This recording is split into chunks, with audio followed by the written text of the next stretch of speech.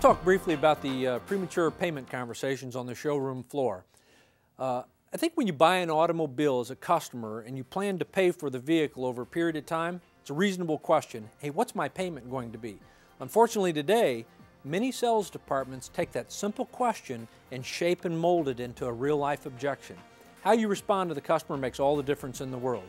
Number one, the objective is to sell a car and maximize gross profit as a sales department. What's happening today is we advertise interest rates, we advertise rebates, we advertise payments. Those are attempts to get customers to come in to buy an automobile. Now, in the process of discussing the payment with the product with the customer, we have a customer come in the showroom floor today.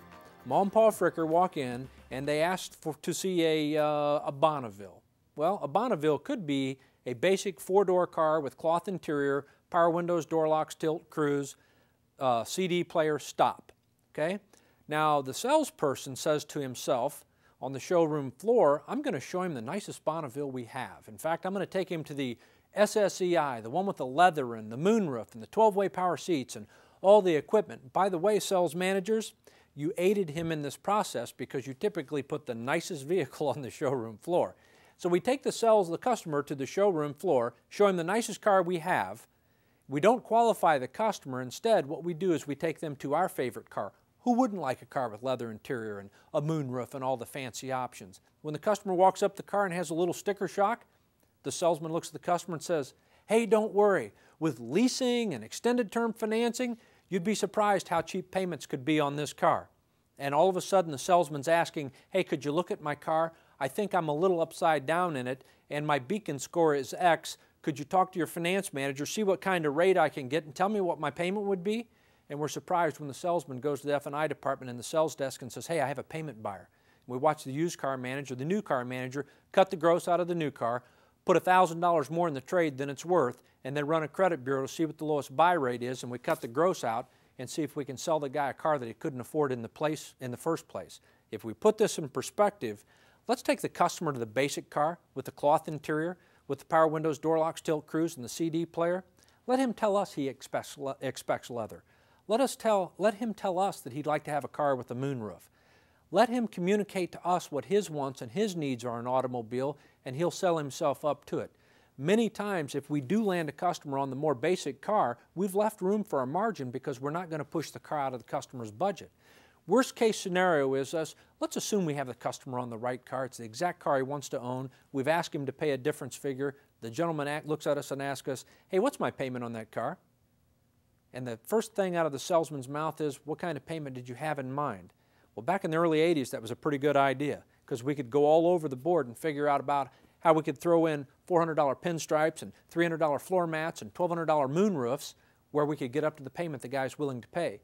In the year of 2000 plus, it's not such a good idea because Ma and Pa Fricker have discovered that if they walk into our showroom floor, they can look at a $25,000 to a $30,000 car and tell the salesman, I'll buy it today if you can get me at $350 a month. They know, you know, and everybody else knows they can't buy that car for $350 a month. But what they do know is that's the least they expect to pay for the vehicle.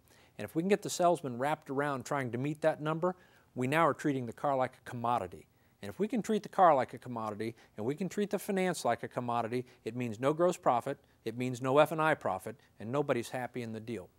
When it comes to talking payments with a customer, there are only two people that can get in depth from a disclosure standpoint and still be compliant regarding the customer's financing. That would be the sales manager or general sales manager and the F&I manager.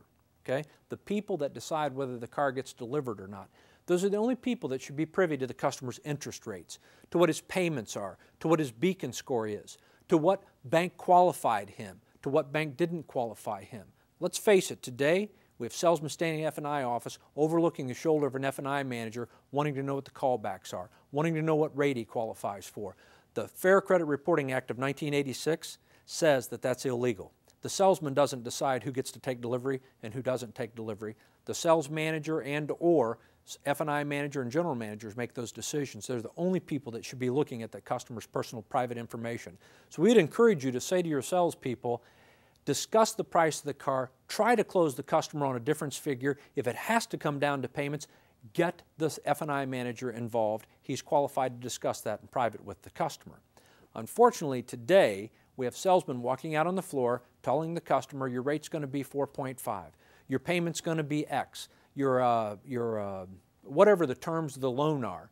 And if those aren't satisfactory to the customer, the only means of getting to the lower payment that the customer had in mind is what? It's cutting the gross profit.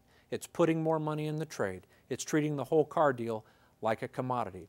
We would encourage the sales department to sell the car and allow the finance department to sell the math.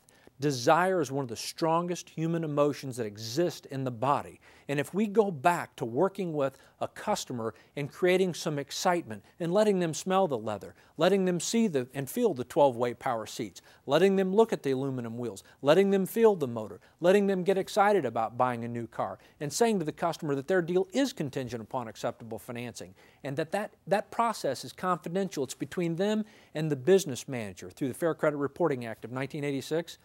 Is this a car you want to own, Mr. Customer? Consummate a deal and then get with the finance manager. The concept of moving to the F&I department for an automobile dealer today was to A, protect the gross profit, but B, to upsell and create some more income opportunity. Over the years, we've pressed finance managers to perform, to penetrate, to sell products, to make revenue over and above the base sell. However, we've neglected to focus energy in the sales process and hold accountability in the sales department. Because we know if they move the metal and allow us to move the math, we can protect their gross profit, which is really what they care about. We can secure the deal, and we can generate additional revenue, and we can do it in a manner that the customer would be pleased with. Talking about payments today means lowering gross profit. Talking about payments today prematurely means lowering CSI, adding to the frustration, adding to the confusion a customer has when he's purchasing a car. Is there a payment buyer out there? Is it true today that with all the advertising that we're doing that customers legitimately are going to make a decision on buying payments? Yes. But I will suggest more times than not, in fact 65–70% of the time a customer asks, hey, what's my payment on this car? It's a simple question. And majority of the time we take the question and we mold it into an objection and we center the whole sales process around it. And in the process, the car is secondary, it's just a commodity, and if we can meet the lowest price the guy has shopped for over the last week, we get his business. But even when we do get his business, we've cut out F&I, we've cut the gross profit down, and we typically have a customer that still feels as if he didn't get the deal because he didn't get emotionally involved. Let's go back and think about statements that are typically made in the business, and we all joke in a sales meeting, we say, well, who's the happiest customer? And the salespeople would all tell you, he's the customer that we made the most money on. Well, let's look at why. Why did we make the most money on the customer? If you look at that customer, deal by deal, I'd encourage you to go back and pull your deal and look at your biggest success stories. It was a customer that the salesman took a genuine interest in, that slowed down, enjoyed the process with the customer. Both the salesman and the customer interacted. It was a pleasant experience. They bought the salesperson. They bought the dealership. That customer walked in the showroom and made an emotional deposit in the organization and in the individual. There was no question where that guy would buy a car this day. The only question is which one of the vehicles would it be and how much money would he pay for it. If we get the customer engaged with us and we get them to get engaged with our organization and they feel at home there, they'll feel at peace and comfortable with us. But when we reduce this to commodity and we just start throwing payments out and we start throwing interest rates out and answering their questions, know that their objective is to walk in our dealership, get all the information that they need, and be able to leave without making an emotional deposit so they can continue shopping.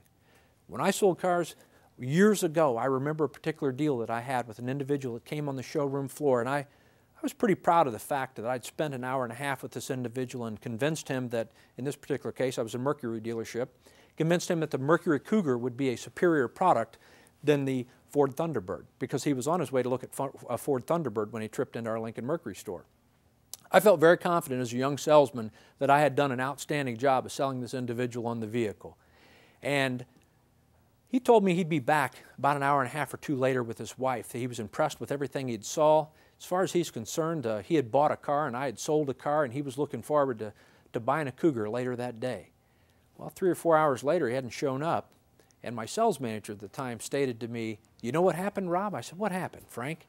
And he said he met a salesman, and that hurt. That hurt really bad, but the truth of the matter was, he did buy a Ford Thunderbird that evening, and the truth of the matter is, he did meet a salesman. he did get slowed down. Somebody asked him to buy the car. My advice to you salespeople today, ask somebody to buy the car. Because when I called that gentleman later that night and I asked him, Jim, why didn't you come back and buy the Thunderbird or the Cougar? He goes, you know what? I thought the world of you and I did really like the Cougar. He said, but I went over to take a look at that Thunderbird and at the end, the guy just point blank asked me to buy the car. And I did. Never forget that lesson. Never forget to ask for the sale. Commit yourself to selling the car. Allow the finance department to sell the payments. It'll protect your gross profit and you'll secure more deals.